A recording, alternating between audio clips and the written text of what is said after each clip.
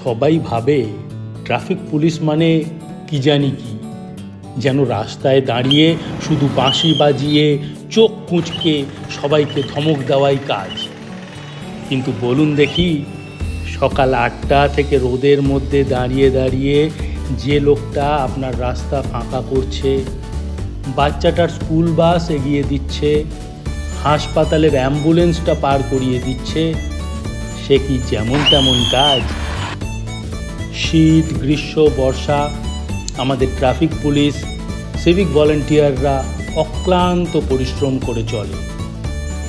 আপনি যখন সিগন্যাল ভাঙেন তখন তাদের হাই ব্লাড প্রেশার হয়। আপনি যখন হেলমেট না পরে বেরোন তাদের মনে হয়, আহারে মাথাটা এত দামি অথচ ঢাকলেন না। কোচবিহারের তুফানগঞ্জের বিভিন্ন রাস্তায় দেখা পাবেন সিভিক ভলেন্টিয়ার রমণী কুমার রায়। বাঁশি বাজিয়ে, হাত নেড়ে, হাসি মুখে, কখনো মৃদু ধমকে রাস্তাঘাট সচল রাখে সে, রোজ বিরামহীন। যেন সে বলতে চাইছে, কেউ সিগন্যাল মানতেই চায় না, সিগন্যালটা বুঝি ভিডিও গেমের একটা লেভেল, পাস করতে হবে।